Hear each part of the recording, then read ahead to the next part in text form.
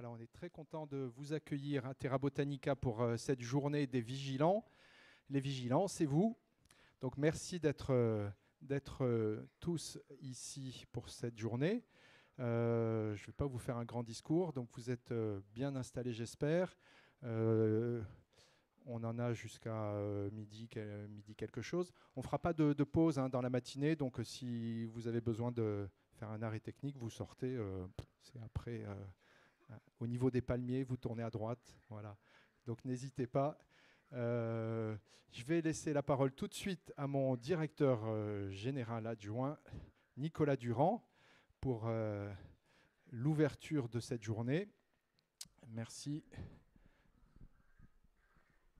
Monsieur Durand, donc directeur général adjoint de l'ARS. Excusez-moi, je ne me suis pas présenté. Philippe Mainviel, moi je suis de l'ARS. Je coordonne le REVA. Le REVA, voilà, si à la fin de la journée vous n'avez pas compris ce que voulait dire le REVA et à quoi ça servait, voilà. Bien. Merci Philippe. Bonjour à tous et à toutes. Et bienvenue, comme l'a dit Philippe, à cette journée des vigilants. Alors c'est la seconde journée des vigilants. Voilà, cette année commence fort sur le terrain des vigilances, puisque nous avons eu un webinaire le 3 février qui, pour cause de Covid, on voulait le faire en présentiel. On l'a fait en distanciel, mais qui a été un vrai succès, puisque je crois qu'il y a 300 personnes qui ont participé à ce webinaire, où nous avons eu une présentation générale des vigilances et un focus sur les événements indésirables liés aux soins. Voilà, donc un webinaire réussi. Je pense qu'un certain nombre d'entre vous y ont participé et ont souhaité en savoir plus. Et donc, voilà, vous êtes ici aujourd'hui. On est à peu près une centaine. Une centaine venus de plusieurs horizons. Alors, il y a les vigilants, comme l'a dit Philippe, les experts du sujet, notamment les membres du REVA, mais aussi vous, les autres, qui sont les non-spécialistes, et je m'inclus dedans, qui exercent soit en libéral, soit en établissement de santé, et qui, évidemment, ont leur part dans notre système de vigilance. J'y reviendrai. Donc, on vous a concocté aujourd'hui un programme riche et varié. Il y a des présentations, il va y en avoir notamment ce matin, une présentation de chacun des membres du REVA. Mais il y a aussi des pauses, alors pas ce matin, mais il y aura une pause méridienne où vous pourrez vous restaurer et aussi faire le tour des différents stands qui ont été installés dans ce magnifique jardin d'intérieur et où vous pourrez rencontrer les représentants des différentes structures de vigilance et d'appui qui sont présentes dans notre région. Cette journée, elle a deux objectifs principaux. Le premier, c'est d'encourager les professionnels qui soient libéraux en établissement de santé ou médico-sociaux à signaler toute situation inhabituelle qui pourrait être une menace pour la santé publique.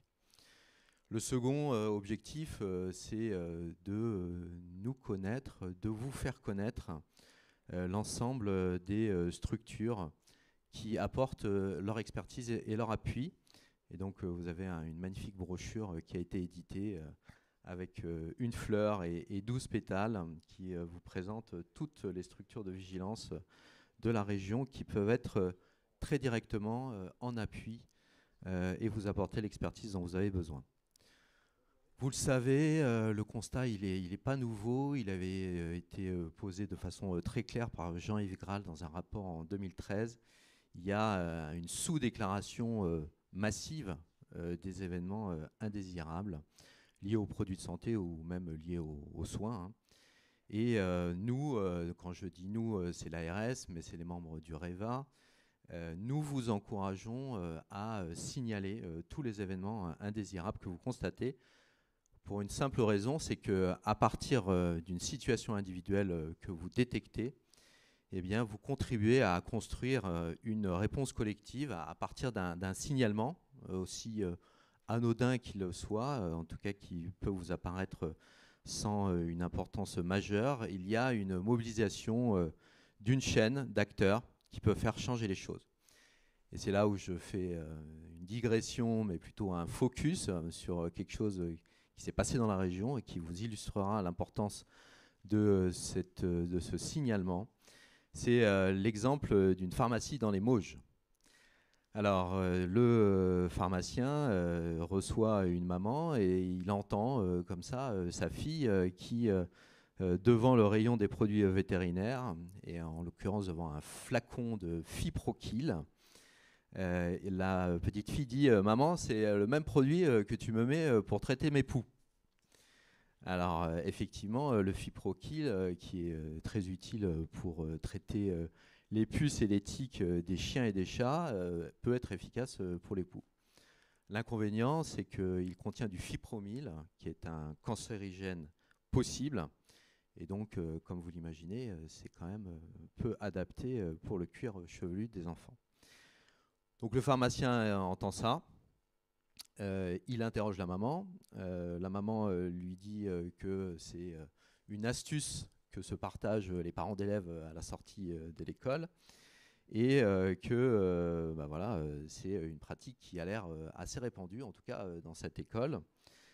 Le pharmacien, toujours vigilant, alerte le centre antipoison régional, donc ici à Angers, qui rend effectivement un avis d'expert qui confirme que voilà, ce produit, le fipronil, n'est pas indiqué du tout pour les enfants. Il nous alerte à l'ARS. Et nous, donc ARS, on fait le lien avec l'éducation nationale, avec le médecin de santé scolaire. On adresse un courrier à l'ensemble des parents d'élèves de cette école pour les alerter sur ce mésusage. Alors, on n'utilise pas ce terme-là, mais en tout cas, on les alerte sur les dangers d'utiliser ce type de produit pour traiter les poux de leurs enfants.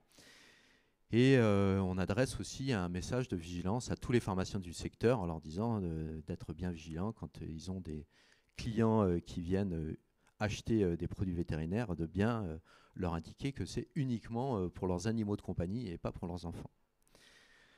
Voilà, donc un exemple très concret qui vous montre l'importance du signalement, l'importance de cette chaîne qui s'enclenche à partir de la vigilance des acteurs de terrain et qui permet de mobiliser le collectif au service de la santé publique et de la population.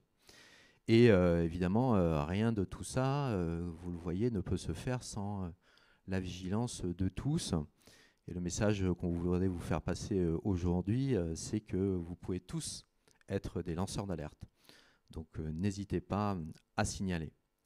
Ça, c'était un exemple de toxicovigilance, mais dans la région, on a bien d'autres vigilances qui s'exercent et bien d'autres structures, comme le CAPTV dans l'occurrence, mais d'autres structures qui peuvent apporter un appui, une expertise, la dictovigilance, la matériovigilance, la pharmacovigilance. Je ne vais pas tous les énumérer puisque de toute façon, ils vont se présenter ce matin à vous. Et toutes ces structures forment le REVA. Donc, comme le dit Philippe, un des objectifs qu'on a dans cette journée, c'est de vous faire connaître le REVA, le réseau régional des vigilances et d'appui. Et on a vraiment une chance dans les Pays de la Loire. Je ne sais pas si vous en êtes conscient, je pense que oui. C'est qu'on a l'ensemble des structures. L'ensemble des structures qui fonctionnent aussi en collectif. Ce n'est pas le cas de toutes les régions, dans les régions voisines. Alors on en parlait avec une collègue justement de Centre-Val de Loire, mais c'est aussi le cas de la Bretagne. Ils n'ont pas de CAPTV, ils n'ont pas de CEIP addicto-vigilance. Et c'est vrai que voilà, on a ce réseau qui est complet, qui fonctionne bien, qui est vraiment une source d'expertise de haut niveau. Et c'est aussi l'objectif aujourd'hui de leur rendre hommage au travail qu'ils exercent et de les faire connaître. Et en plus, on a un réseau qui s'étoffe, puisqu'on vient officialiser le poste de coordinatrice régionale de matériaux et de réactovigilance.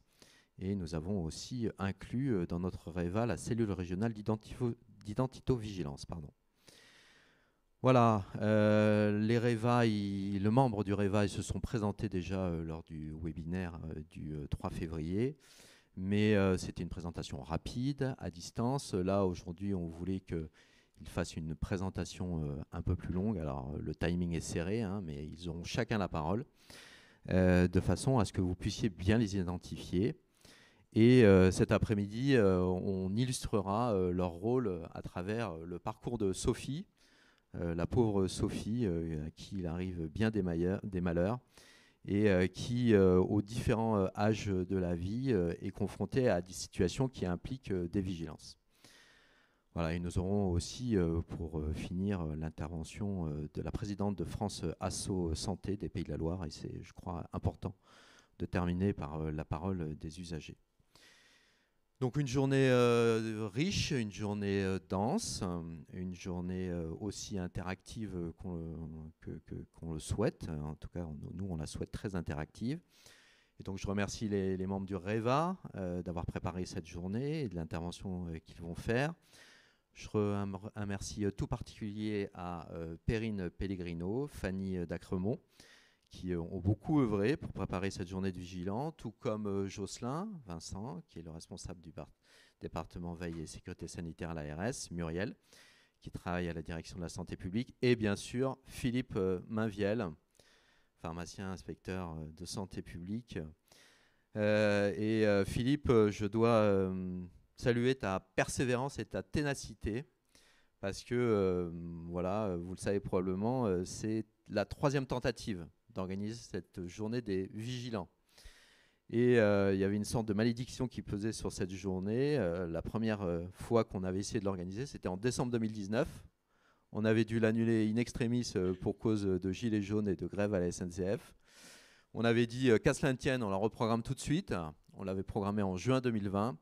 Patatras, le Covid. Et donc voilà, la 3e est la bonne. Avec Philippe, on regardait la météo, on se dit mais qu'est-ce qui peut arriver? Un orage, un ouragan? Mais non, non, non, non. On est bien là aujourd'hui ensemble et c'est un vrai plaisir de vous retrouver. Donc je vous souhaite une très bonne journée et maintenant place aux vigilants. Merci.